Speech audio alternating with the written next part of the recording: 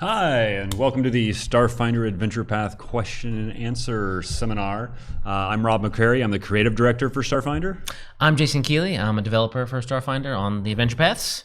And I'm Jason Tondro. I'm also a developer on the Adventure Paths. This is sort of big news because Jason is going to be joining us over from the editing team very shortly. So he's our newest newbie. I was in editing for a year and a half at Paizo, and I wrote Starfinder 18 and 27, which we haven't talked about yet. Yeah. And Pathfinder 151. And I start in a couple of weeks. Busy. You've been busy this past year. We're excited to have you on the team, of course. Yes. And well, it's a privilege to work on Starfinder. And it's a pleasure to finally meet you. Who are you again? No. Okay. So we're going to talk about some of the Starfinder Adventure Pass. We'll talk about what's going on now and what's coming up. Because we're talking about Adventure Pass, there probably will be some spoilers here, just because it's hard to talk about adventures without, but maybe not everything. And then we'll, take questions and just talk about Starfinder and Adventure Paths. Mm-hmm. So, Jason, you want to first? Jason to my immediate left. What, do you want to? Yeah. Well, we can start talking about basically the what's going on now. The end of the Dawn of Flame Adventure Path is upon us with Jason Tondro's assault on the Crucible. Unfortunately, we don't have it in our stores right now, but it is essentially an August release. And keep an eye out for it because it ends things with. Is anything with a bang? What's a better fire pun there? It ends things with a bonfire. That's bad. That's very bad.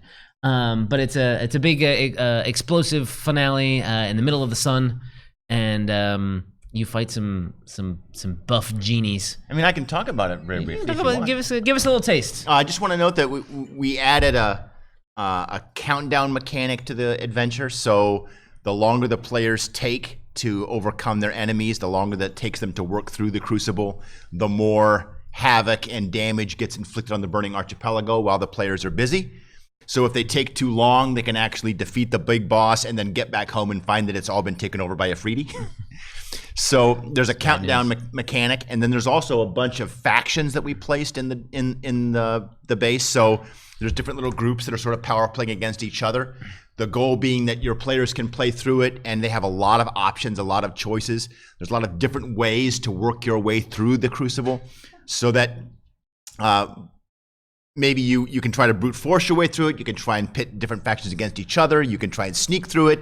There's a lot of things for your envoys to do, a lot of stuff for your operatives to do. You need critical information to overcome the adventure, so your technomancers and your mystics will be busy.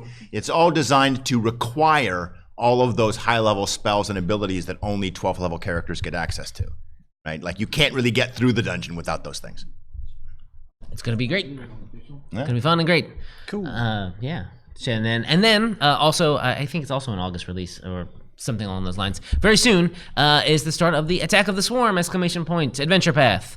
I'm very excited about this one. This is one of our big baddies. The Swarm is going to attack this planet out in the vast, this whole system, and the PCs are a part of a military, basically part of the army on this planet, and they've got in that first volume, it doesn't go too well for everybody. You're basically at the tail end of the invasion from the Swarm, and you've got to basically kind of fight your way across the landscape and evacuate the planet and do all sorts of good stuff. That's by Patrick Brennan, and I'd like to showcase a little bit about. I've got a copy of it right here. Show and tell. Ooh, isn't it nice? It's got a lot of good stuff in it here. Sort of a lot of more information about the Swarm, and what I like to call sort of a player's guide, sort of in the middle here about battling the Swarm, and it talks about like who are the Suskalon Defense Force, in which the PCs are a part of, and it's got other themes that might help you get in the adventure, and then it's got 2 new themes.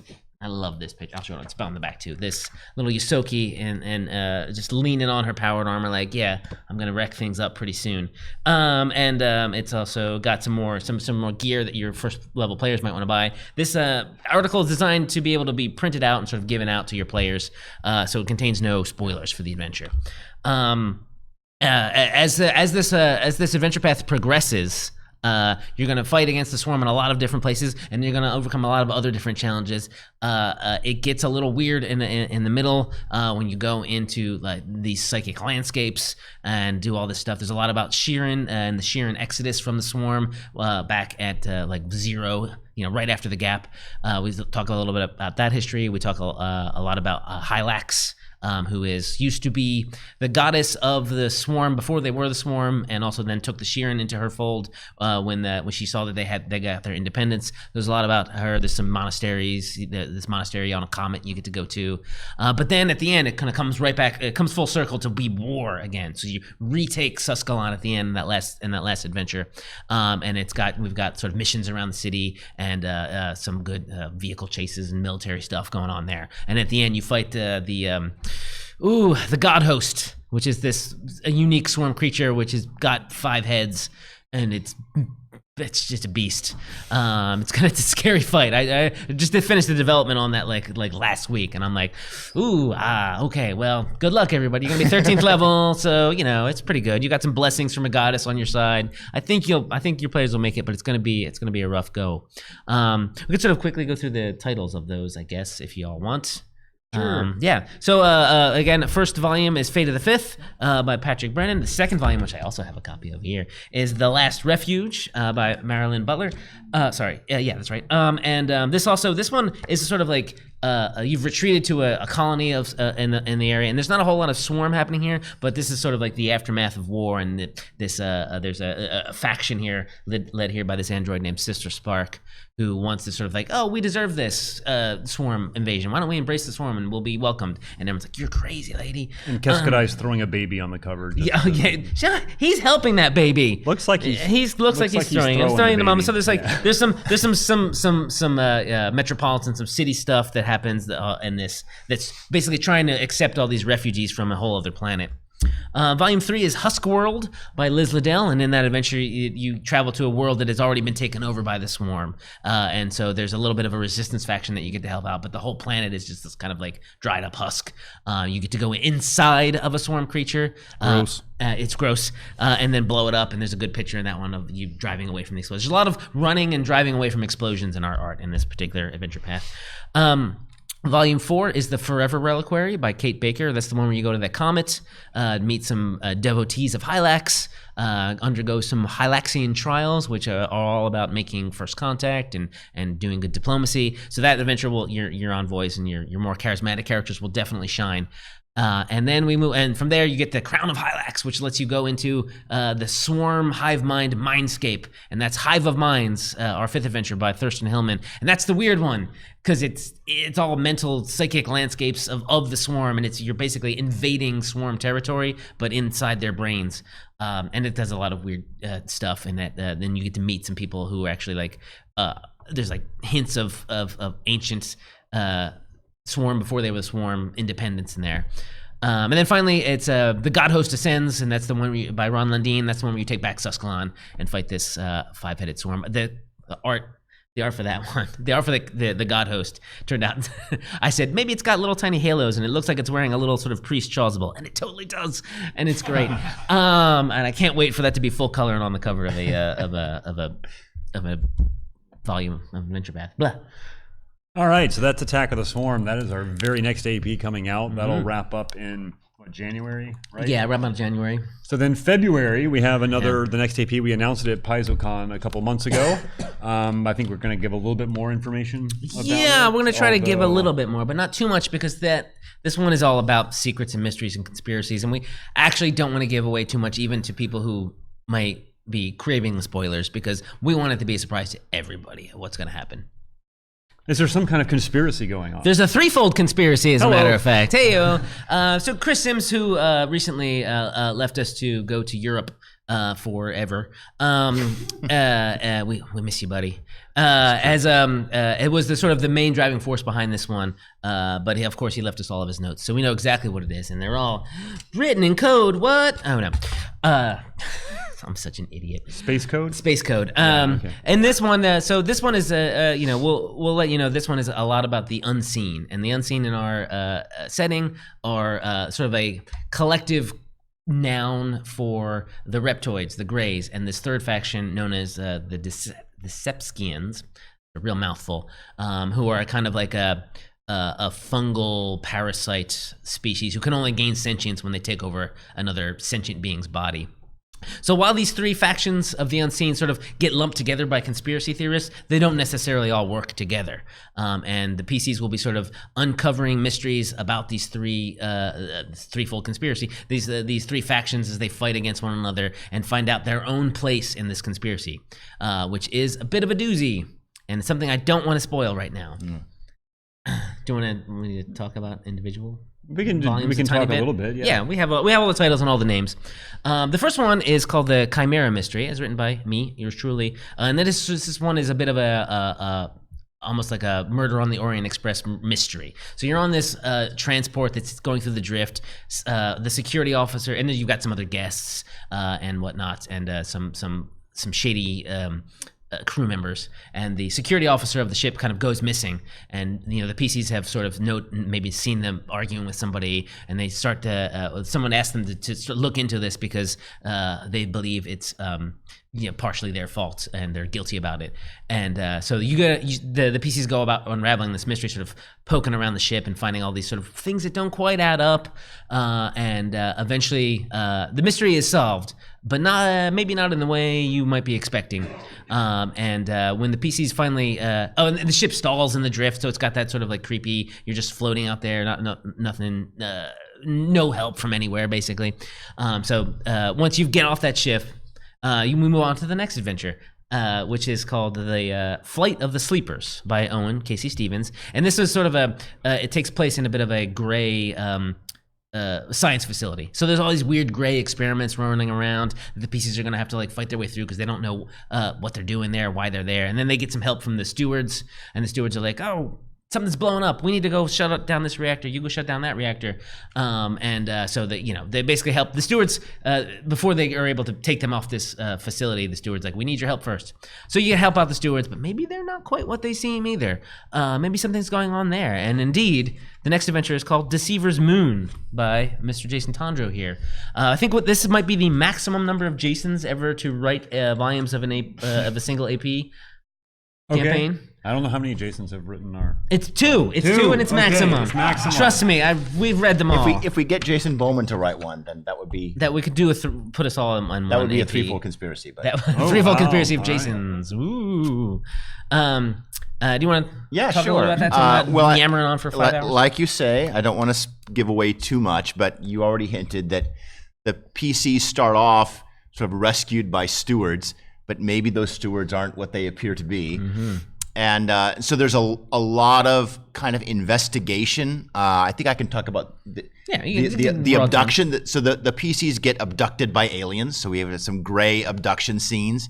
And I had a lot of fun going into the mythology of alien abductions and working a lot of that into the adventure. So the players have, the characters don't remember exactly what happened to them. So there's a long sort of, how do they get their memories back? And they question other people and try to gather evidence to find out what happened during their missing time. I even put in some rules for hypnotizing each other if you decide that you want to get do the post-hypnotic therapy. Do the post-hypnotic thing. Yeah. But ultimately the players have to figure out what happened to them because they don't realize that they're actually in a really bad situation because the stewards are not actually what they seem to be. And so we end up... That was just a question. I thought we weren't sure. I thought maybe they weren't. Maybe the stewards aren't who they appear to be. And so the second half or last third of the adventure turned into a whole different kind of adventure where instead the players are essentially hex crawling across Veros, I think is the name of it. Veros, this volcanic, incredibly hostile hell moon of Bretheda. And they've got limited life support and all kinds of environmental problems, and they're exploring this very dangerous environment, trying to find allies and resources so that they can get off the planet because they don't have a starship and their life support's running out.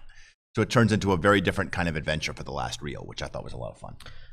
From there, we move on to The Hollow Cabal by Crystal Frazier. And again, they sort of like get some information about what's going on with the stewards. So they end up having to go to Liavara and the sort of arcology of Roselight, which is sort of a big sort of pink bubble city floating above that gas giant. And indeed, they sort of maybe go through some steward bureaucracy, get some stuff done. There may or may not be a sort of a steward version of Mulder and Scully in this adventure path. We'll see. We'll see how that I turns want out. to believe there is. I want to believe there is too. I set you up. Yeah, spiked it. We got this going. We've been working together too long now. And indeed, this is where they sort of start to get at what might be going on at the stewards and find out what else is happening, what other factions of the unseen are also now mixing and influencing one another, and their plans sort of bumping heads. Again, just wanted to make sure that I don't say too much here. There's a little bit about a Barathu biotech firm that might be getting infiltrated, and the PCs have to they're the only ones who know this truth, right? So like Fox, he can't just go to his boss and say hey, look, well, all this is going on. So they can't go to the stewards and get help. The PCs are the only ones who know the truth, and they've got to basically warn everybody about it. So they get to run around acting, seeming like they're unhinged conspiracy theorists, which will play pretty fun. One of the neat things about writing this adventure path is that you have all these organizations like the stewards or other groups, but our bad guys are all super stealthy, sneaky conspiracy types. So different factions can all infiltrate the same organization and not know that there's other rivals are also part of that organization, right? So you have sort of multiple groups all hidden inside the same container, working at different odds, and maybe discovering that their rivals are there, and then what do they do, and how do the players get stuck in the middle? And so it's a lot of fun. Once they sort of learn that something bad is about to happen, indeed to the confluence, the sort of leader Barathu mass of Brethida, they've got to stop that, and that's what happens in The Cradle Infestation by Vanessa Hoskins. Hi, Vanessa. And in this one, they basically need to go and sort of go to this biotech firm, find out what's going on, stop whatever's happening to save Confluence. Again, it's sort of the further we get in the description of this adventure path, the less I can actually say, unfortunately. There's going to be, we'll talk a lot about how the Barathus work, because they get to merge with each other and then split off and do all sorts of weird alien stuff. So we'll get a little bit more information about how that works, and maybe what happens if you're playing a Barathu, because you totally can, in this one. And so there's, again, all these sort of factions are realizing that they're in the same group, infiltrating the same group. So a lot of this coming in the head, and the PCs get caught in the middle. And the final adventure, Puppets Without Strings, by Landon Winkler, is oh boy, I can barely say anything about this. Is it fair to talk about what puppets means? Maybe, yeah. So this last one sort of comes to a head yes, that's a sock puppet. This is more of a marionette. Comes to a head at Absalom Station, where the PCs think that maybe the Pact Council itself is in danger of being infiltrated by one or multiple factions of the unseen. Once they're able to sort of get the truth out there, they can put a stop to it, and eventually have a big fight inside just a flying saucer, just a straight up flying saucer, that's hidden outside of the Absalom Station in the Armada, which is being controlled, by this gray leader for the most part called Mysteriarch Zaxo, which is a sort of, he's going to have a big Ming the Merciless collar. He's just going to be a total 50s kind of cartoon looking guy. Like a Mars Attacks. Like a Mars Attacks, but gray, big bulbous gray alien head. And he's the one sort of been pulling the strings for a while now. And once the PCs have figured that out, they can take the battle to him and punch him in his big gray head. And that's the threefold conspiracy, as much as we can say. The closer we get this coming out, probably more will leak out, and eventually you'll find the big secret, which I have not yet revealed, which is gonna hopefully your players won't know that. If you're GMs and you want to GM this later, you want to keep this one as quiet as possible. Keep them away from every thread on the forums, even descriptions of the adventures on Paizo. Just keep them away from that, because you want to surprise them. In a lot of ways, this has some similarities to the Strange Aeons adventure path, which had here your players are amnesiacs and don't know what their pasts were, and they knew that ahead of time. But then you get to reveal as the adventure goes on, oh, you weren't super nice people, and you were working for this bad guy, and he stole your memories. This has a little bit in common with that. So there's a big old reveal like that somewhere in the middle. It felt like, because we had done several other adventure paths by now that we could afford to maybe get a little bit riskier. Oh, yeah. And take some chances. And so you'll find that the threefold conspiracy path is very different than all the other adventure paths that we've done, and we did that on purpose. So that was an intentional. I remember choice. though in the meeting again when one of us pitched the big twist, and Rob was like, "What?" I was like, "This is probably not going to happen, but what if?" And he was like, "Yes." And I was like, "Shoot, all right, we're doing it." That's right. Chris got super excited. We all got super excited about this one. Yeah. So we can maybe open up the questions. Yeah, from and the there, characters are unless you just want going to anything- get like deeper and deeper and learn more and more, and maybe get more and more confused as they go more Right. into the adventure path. So it's really, that's why we're talking about like trying to keep the spoilers Yeah. out of the players, because it's really like this organic thing as they just uncover more and more things. The intent with this adventure path is at the end of every adventure, another layer gets peeled away from the onion. So you think this, but actually this, and the PC's minds get blown, and then you do the next adventure, but then they thought this was happening, but this is actually happening, and their minds get blown again. So we're hoping for 6 big mind blows. That's whatever. All right. So Yeah, let's do some have our first Q&As. question. Yeah, the 3-part adventure pass were a big experiment. Yeah. I've heard the takeaways that you guys got from them. That's great. Well, we've gotten a lot of feedback on our message boards that people like them, the sort of shorter thing.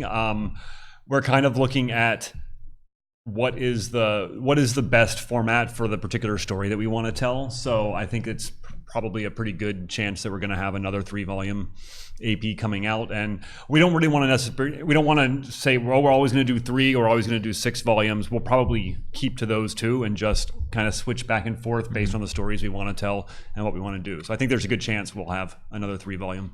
Yeah, it's hard for a lot of players to just keep their group together long enough to get through, because it can take a year and a half to get through an AP. I don't know what your experience Or is. more. Or more, yeah. Or more. So getting through 3 is just it's more of a bite-sized chunk, that a player group can do. So I think the response has been good, and we have a lot of good motivation as creators to do that. As we move along, all of this stuff gets done so far in advance. So when we hear you out there, like, we want more three-part adventure paths, we have already maybe planned out 2 adventure paths ahead of time and done this goes through next August is what we've talked about so far.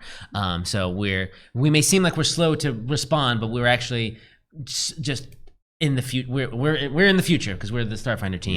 Yeah. So we're listening. It just takes a bit for us. Did anybody have any negative feedback on the 3-part adventures? Anybody not like them? Here in this room, all 12 of you. Hey, come on. These are the most important 12, though. Yeah, no, they're here. That's why I want to know what they're thinking. Yeah, okay. Fair So- enough. I'm sure Twitch will lambast us. Hi, Twitch. Actually, the next question does come from Twitch. Cthulhu Was Tasty asks, any chance there will ever be any higher level adventure paths?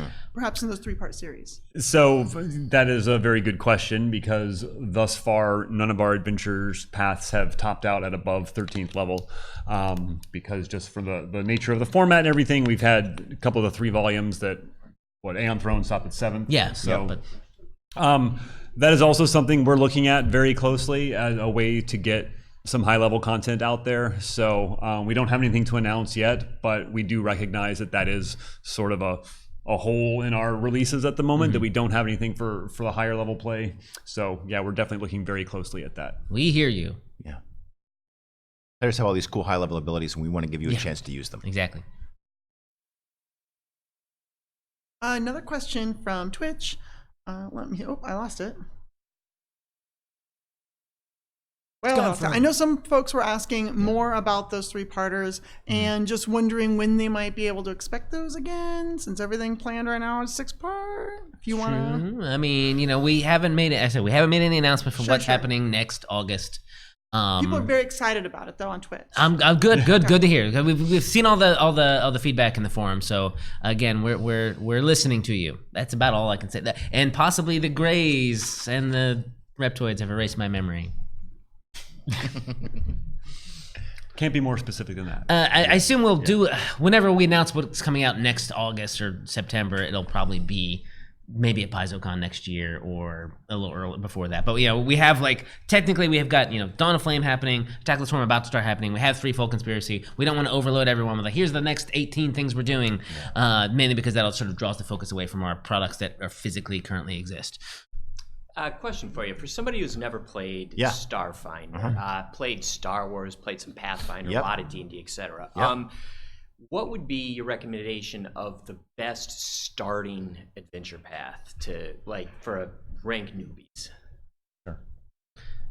I would say Dead Suns, which is our first adventure path. That's partially self-serving because I wrote the first adventure for that. That's before I became creative director. I was helming the adventure paths because I'd done a lot of work on the Pathfinder adventure paths. I moved over to Starfinder. So that first adventure path, Dead Suns, was really the first adventure content we'd ever done for Starfinder. And so it's really designed, particularly the first adventure was sort of designed to sort of help GMs through. And it's just like, hey, this is how it works here because this isn't Pathfinder. And the whole adventure path kind of goes through and gradually expands throughout the setting to show both players and GMs just the scope of the setting. So it starts off on Absalom Station, you're just on the single space station. You then go to a few other planets in the Pact Worlds, and by the end of it, you're out in the vast on all these other planets far in the distant galaxy. So that's my personal recommendation because we kind of designed that adventure path to be everyone's introduction to Starfinder. But other people may have different opinions. Yeah, I agree that it has that because it shows the scope of the whole setting essentially in a lot of ways. And the first one was written to be a little more, I don't want to say hand holding, but definitely just sort of, hey, make sure to remember that this is how this works and check this page on the core rulebook and remember how this works. Yeah, like more guidance. More guidance, yeah, exactly. I mean, if you're looking at, if people who are maybe familiar with RPGs, that's a good place to start and want to start with Starfinder. If you're sort of got some players who aren't familiar with RPGs in general, we also have our beginner box, which is a good start to sort of get you into the feeling of Starfinder, and it has an adventure in there that you can run players through in a night or two, and then maybe from there, if they're comfortable with it, graduate up to the core rulebook. And move into it. You can always start an adventure path at second level, even though it starts at first. You'd have to do some tweaking. That's up to the GM, but the players won't notice. I would go to your players or try to find out what their interests are, because all of the adventure paths have a very distinct kind of flavor to them. Attack of the Swarm is a great example because if your group is the sort of people that like to quote from Starship Troopers, right, or Aliens, right, then this is absolutely the adventure path. Sure. Exactly. Like if you all know those quotes, then we'll get a chance to use all of those quotes in the Attack of the Swarm path, right? So you'll be in good shape. Conversely, if they want a more fantasy to their science fiction, if they want to be able to explore like maybe high magic at the same time as they're flying around their spaceships with their laser pistols, then look at Dawn of Flame, which is all about like fighting genies from the elemental plane of fire who have invaded. Invaded the sun. Yeah, to be clear. Specifically, yeah. Yeah. They're inside the sun. So the adventures all take place inside the sun, so it's very high fantasy. The Eon Throne 3-part adventure path is the sort of classic evil empire. If your players like want to take on the evil empire, and because it's only 3 episodes, it's great for new players and new groups. And then of course we have a whole 3-part horror themed. So if your players are really into the Lovecraftian or the horror stuff, psychological horror, body horror, that's the Signal of Screams, right? Is the name of that path. So that they all really have a very distinctive kind of tone. And talk to your players, like show them the covers and say which ones of these sounds great, and you'll be in good shape. They're all great. It's good advice. I have another question from Twitch. The Bardic one is wondering, with bandwidth being what it is, with Pathfinder Second Edition out now, will we be able to see longer Starfinder AP books, or they will likely remain the same length? I'm going to append, or perhaps modules tacked in there somewhere. Creative director? Those are all good questions. Again, it's kind of too early to say what effects Pathfinder Second Edition will have, because so much of the company has been focused on that. We don't know what it's like after we've released Pathfinder Second Edition. We'll find that out next week at work. Right now, the Starfinder team, we've had some shakeups. We've had a few people that have moved on to different things. We've just started rebuilding the team back together. So there's no immediate plans to change the length of the adventure paths. I'm never going to say never, because I worked on the Pathfinder adventure path for years, which is 96 pages instead of 64. So I know it's possible, so that may happen. Standalone adventures are another thing. We've still got a pretty small team, and so we're still looking for ways to do standalone modules or adventures.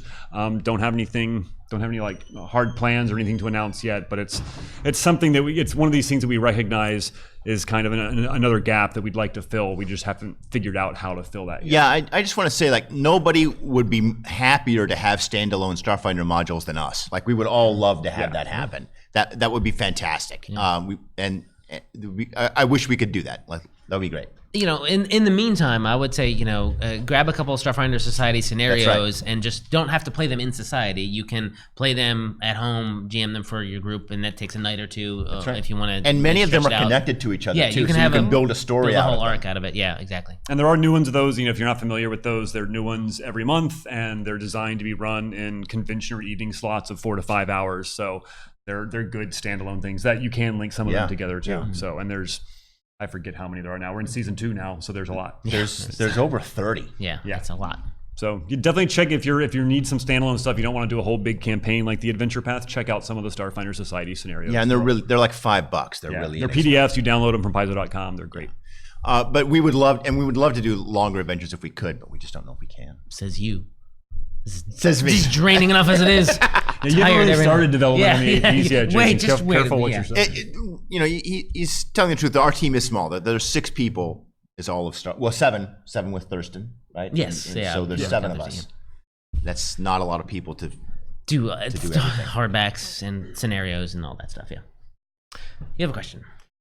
Yes. Sorry, in the original Pathfinder setting, the Drow were kind of like the dirty secret that nobody talked about. And now in Starfinder, they're kind of out in the open, and they're like the Pact World's biggest arms dealer, and they control this moon that's got like all kinds of mystery shrouded around it. I was wondering if there might be any plans to do anything with that.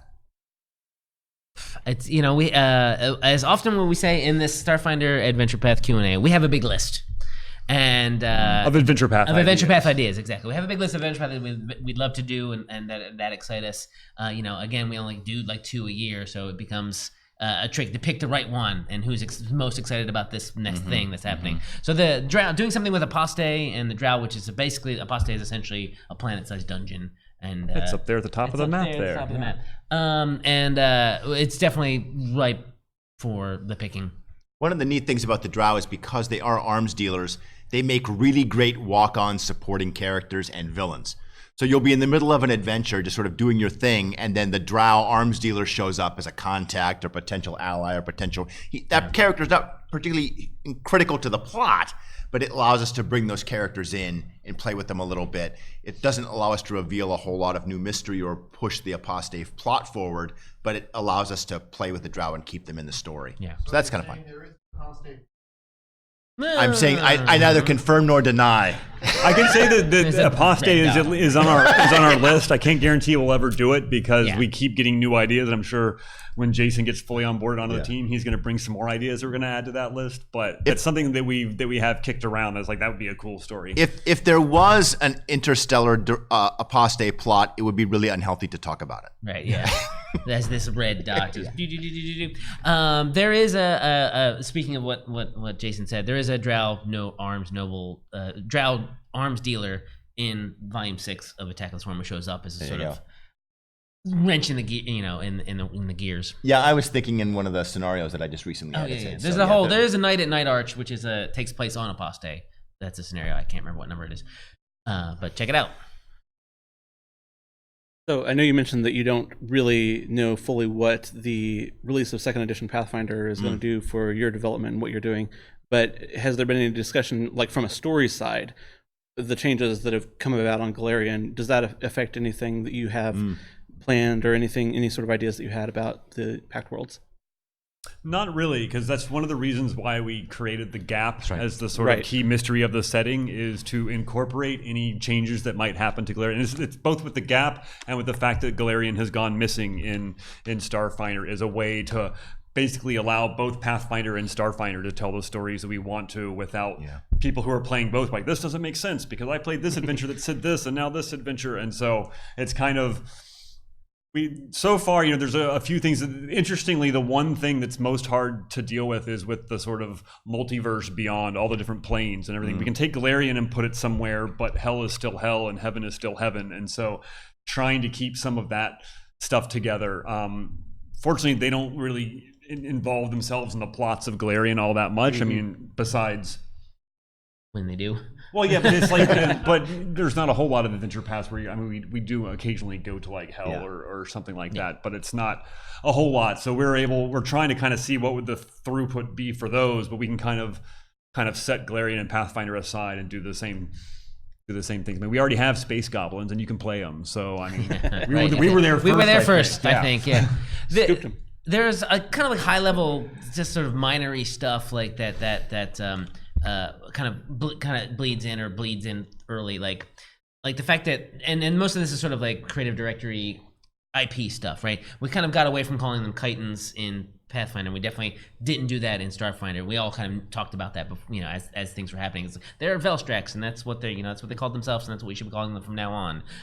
So like stuff like that does, because it's planar stuff that is essentially the same from century to century. But that doesn't really like affect our stories, really. That's just sort of the names of things.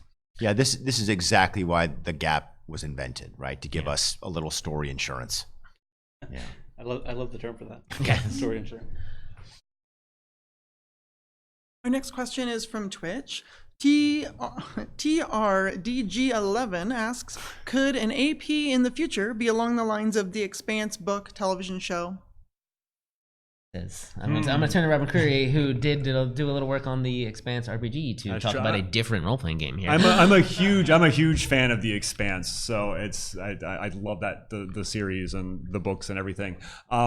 It's interesting because the Expanse is ultimately about humanity kind of expanding into space beyond the solar system, and in Starfinder that's kind of the assumed.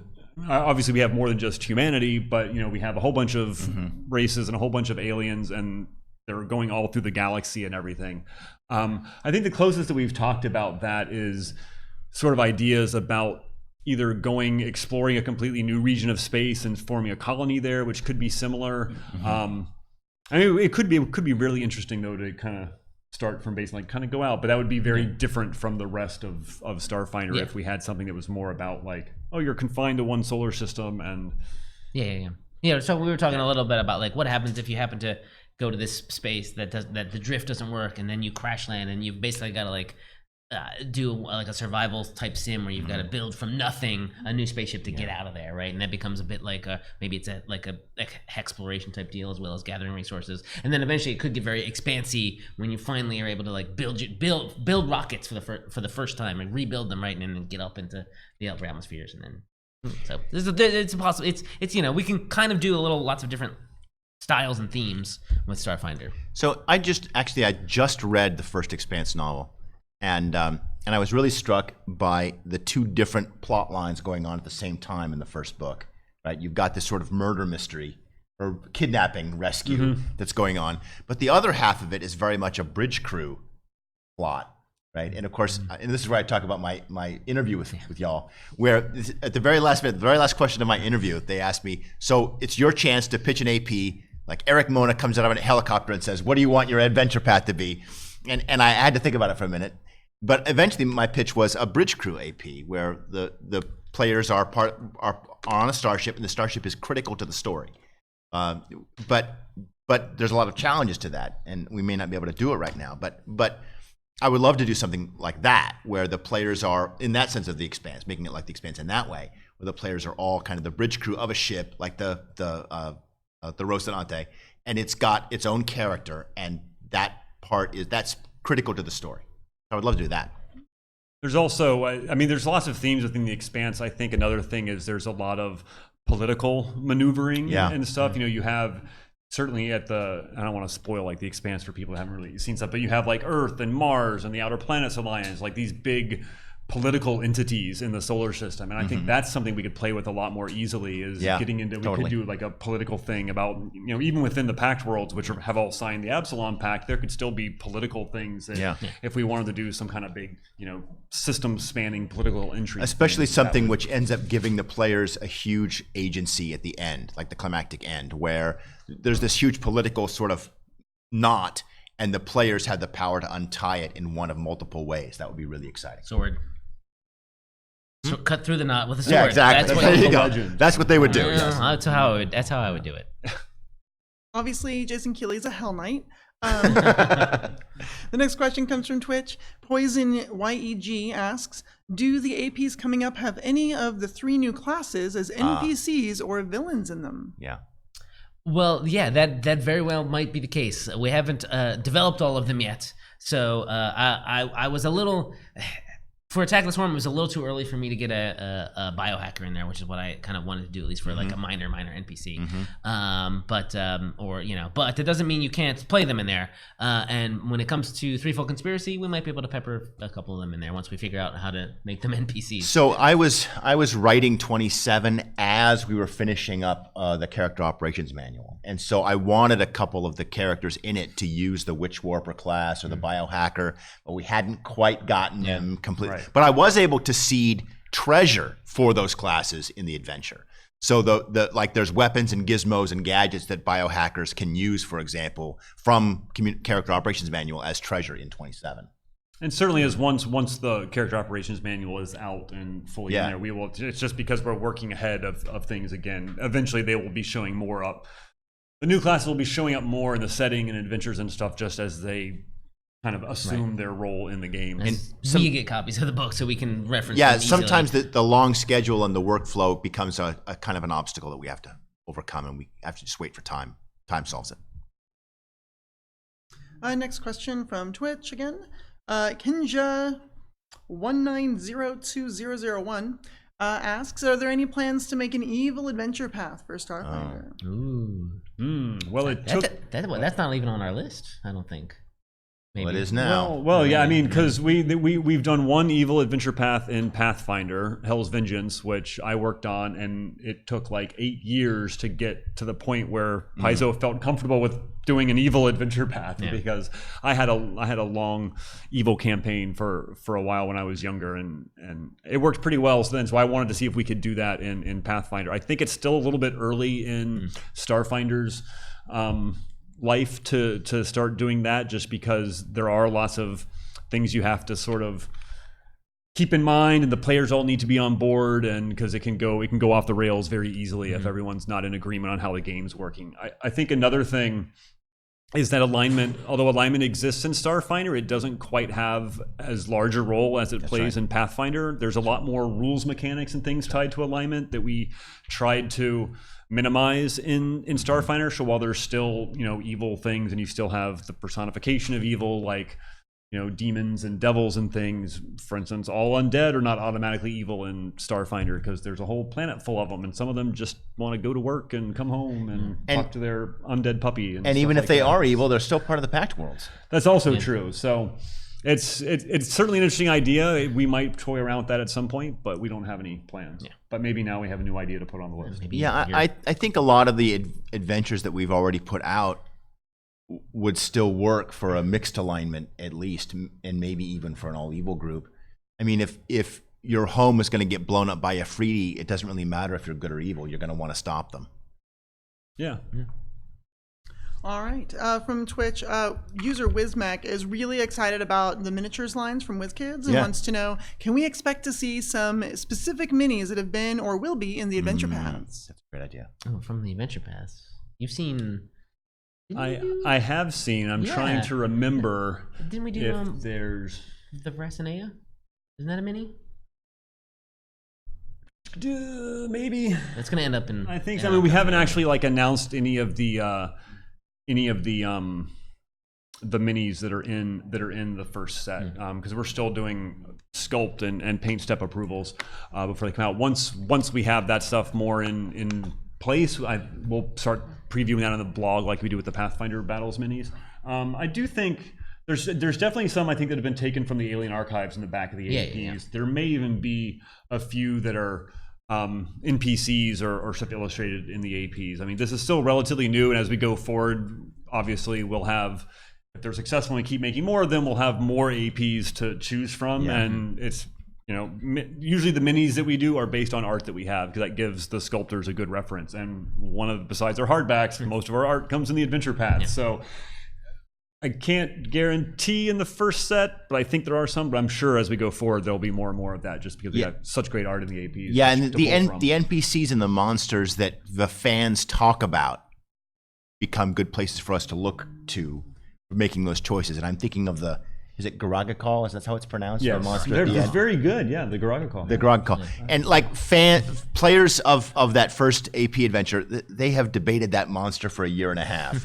So that makes it a really good choice. I have no idea because I know even less about it than Rob just talked about. But that's what I would something like that. It's also important to point out that the WizKids minis, they're made by WizKids under license, so they also have some input into the process because they're like, oh, we can't do that because that's way too complicated to sculpt, and it would be so. There is some give and take on that, but we usually have enough. It's not totally our decision or totally their decision, but we work with them to sort of get the best mix of minis to meet various different criteria, I guess. I'm probably in the wrong seminar because all I've got is newbie questions. No, you're in the right seminar. Okay. So the system of Starfinder, ship-to-ship combat. Yep. It's a big part of sci-fi, Yep. obviously. How much emphasis is there in the game on ship-to-ship combat, whether armada or fighter ship? Right. And specifically, do character abilities Yes. like put points into pilot Yep. help you to talk to me a little bit about that? Yeah, so Starship combat is very much a part of our game. We assume in the Starfinder setting, and when you have a group, that they have a starship that they work together to be basically a bridge crew for.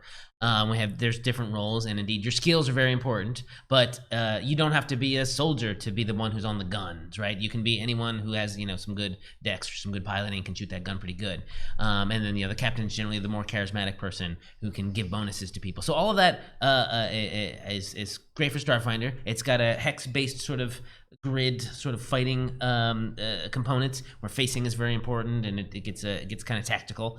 Depending on how much your players like that, you can always sort of pare it down or even blow it up. And when it comes to the adventure pass, we do try to put one fight in there that as long as it makes sense, right? Because all of our adventure path volumes have on the inside front cover a new starship with a starship stat block, and then the map of the interior of that starship, right? So you can basically, if you wanted to, at some point, even if you don't play, this doesn't appear in the adventure, you don't fight it in the adventure, you can always just say like, hey PCs, you're now this level, you want this one, and they have a map that they can sort of call their home base and that sort of thing. But we try to make it make sense, because sometimes you're in a situation where there's no starship combat because you're on this one planet for the whole adventure, and it doesn't, but we try to fit it in when we can. It's just sort of like at least one per volume, kind of. I think my answer would be that there is as much starships in the game as your players want there to be, right? And by which I mean, like, if your players want to get into that, they can design their group as a bridge crew, and you have somebody that's on engineer. You have an engineer, and you have a science officer with high computers. Technomancers is sort of the classic person for that. You've got somebody on gunners. You've got a pilot. You've got a captain. Often the captain is the hardest position to fill because players don't want to give orders to other players. Players are notoriously shy about telling other players what to do, and so no one wants to be captain, or they don't want to take the responsibility for being captain. Now, I see the gut behind you, or maybe are you the opposite of this, or is this describing you? It's funny you asked that he should talk to players because they're Fantastic, good. But so you can totally get together and you can design your group to fly a starship together, and it can be, you can have a lot of fun. You can have a lot of starship combat. You can totally emphasize that. But if you don't want to do that, that's just not the kind of science fiction you like. You don't have to. The starship can be a taxi, taking you from one cool location to another, one flying space hulk to one dangerous planet, and you don't have to deal with that if you don't want to. But if you do, the cool thing about Starfinder is because it's not just science fiction, it's science fantasy. So we can also do like giant undead starships and giant plant starships and space whales that can be killed and made into spaceships, and we can do all kinds of fantastic stuff that you can't just do in a lot of other sci-fi. Why would you kill a poor space whale to make a starship? Because it's a cool starship. That's why. Well, when you kill a giant space tardigrade and make a submarine out of it. No, I do that. But So we're running short on time, so let's have a couple of just maybe one or two more questions. Last lightning round question, actually. From Twitch, they're asking, some adventure paths in the past from Pathfinder have made references to Earth, like Reign of Winter and Strange Aeons. Do you have any plans to make similar links to our world in future Starfinder adventure paths? No plans. No. As of yet. The short answer is short no. answer, lightning round. There's a also lightning round. Yeah, it's Different galaxy. Okay. It's a different galaxy. Well, so the threefold conspiracy, you focus on the three races that make up the unseen. Yeah. And, they're always coming out with new stuff in the new Alien archives. Yeah. And so I was wondering if there's going to be any alien or adventure paths that they'll focus on another interesting alien faction. Oh, definitely. Yeah. Yes, 100% yes. But we can't talk about it right now, unfortunately. But yeah, I mean, indeed, with Attack of the Swarm, there's a lot of new swarm creatures in here, so check that out and get a whole bunch of good art for that. Yeah. Yeah. Yeah. Yes. The answer is yes. Okay, well, that's it. And Thank you very much, thanks, everyone, for everybody. coming. And, Yeah. those of you that are here, you want to come down to the Let us Paizo know how booth? your new game goes. That Yeah, sounds like a exactly. fantastic game. Thank you. Thank you all.